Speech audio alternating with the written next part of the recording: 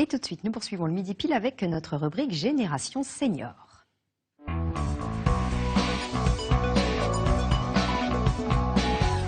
Bienvenue Olivier, bonjour. Bonjour. Alors, la retraite, vivement la quille, disent certains, mais cela peut être aussi le grand vide, le saut vers l'inconnu.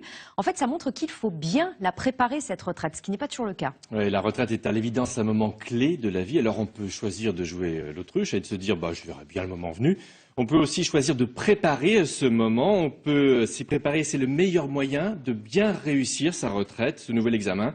Avec Boris Vioche, nous avons rencontré des nouveaux retraités qui ont choisi de prendre en main cette nouvelle vie. Bonjour monsieur Franck Douillard. Ça va, Didi, va bien? Très bien. Bon, donc voilà donc un des postes où je travaillais. Donc en fait, ça a été ma relève. On a le même âge, mais c'est bien en relève. Et donc en fait, on travaillait là-dessus, sur les établis ici, à faire de la maintenance d'outillage avec des vieilles machines qui sont là. Après 40 ans passés à Airbus, c'est la quille pour Franck. Basta, il s'en va et sans regret. Il aimait son métier, mais il se sentait un peu dépassé par les nouvelles technologies. On faisait tout à la main. Nos avions, c'était tout des petites pièces. C'était la main, c'était pas des machines à commande numérique. Et il faut admettre que nous sommes dépensés par l'électronique. Tout ce qui est électronique, les ordinateurs. Bon, pour moi, c'était un soulagement de finir ma carrière là où il n'y a pas besoin de tout ça. Franck, bonne retraite. Oui, je te remercie. Et bientôt, ça sera ton tour. C'est ce qu'il faut se dire. Allez, ciao. Bye. Bon courage.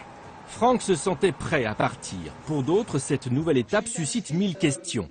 À l'Office des retraités de Nantes, on organise régulièrement des rencontres entre anciens et nouveaux retraités pour parler, confier ses angoisses, s'organiser. Il y a plein de choses qui m'intéressent et là, il faut que je fasse la part des choses. Voilà. Alors les choix, c'est toujours difficile. Hein. Quand on choisit, on renonce à quelque chose, je trouve. La seule chose que je me suis imposée, parce que je m'impose des choses, c'est de faire du sport tous les jours. Il va falloir apprendre à dire non. Non à quoi? Non à trop de demandes. C'est vous qui décidez. Je crois que c'est absolument ça. Et on se rend compte que les entreprises ne préparent pas leurs salariés à partir en retraite. Souvent, on se fait une idée de la retraite et ça ne se passe pas comme on l'a prévu. Donc la formation est quelque chose d'important et d'essentiel. Aujourd'hui, les entreprises font de moins en moins de formation. La crise économique, je pense, ne favorise pas le fait de former des salariés qui vont quitter cette entreprise. Sportif, bricoleur dans l'âme, Franck est passé sans douleur d'actif à retraité actif, une transition voulue et assumée. Il y a un ami qui me disait, on invente notre dernier métier. C'est à nous d'inventer notre dernier métier, c'est pas avec l'appui des autres. Je connais pas un retraité qui n'est pas débordé.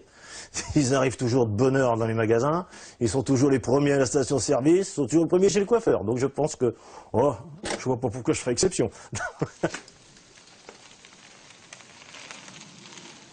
Heureux qui, comme Franck, réussit sa retraite apparemment. Voilà. Est-ce qu'il y a une bonne méthode pour la préparer? Alors d'une personne à l'autre, évidemment, la méthode peut changer. Mais ce qui est commun à beaucoup de retraités heureux, c'est l'anticipation. Et il faut y avoir pensé, s'être préparé. Une retraite choisie, attendue, imaginée, aura plus de chances de réussir, évidemment, qu'une retraite imposée. Alors malgré tout, il y a une question importante, c'est l'aspect financier. Évidemment, mais on connaît pas mal de cadres supérieurs qui se sont effondrés au moment de l'arrivée à la retraite.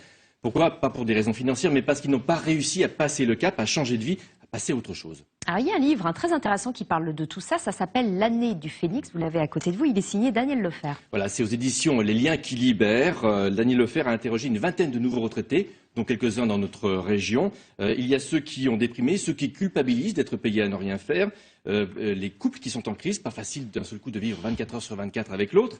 Et puis heureusement, ceux qui ont vite compris bien que c'était le moment de penser un petit peu plus à eux-mêmes, de faire vraiment ce qu'ils ont envie de faire, et ceux-là ont su construire leur retraite. En se disant que retraité d'ailleurs ne veut pas dire vieux. Alors c'est effectivement l'une des difficultés qui ressortent de ces témoignages, c'est qu'ils ne se sentent pas vieux, ils ne veulent pas être regardés comme tels. Donc c'est L'année du Phénix, sous-titre La première année de la retraite de Daniel Lefer aux éditions Les Liens qui libèrent. Merci Olivier, on passe à présent à l'agenda bienveillant.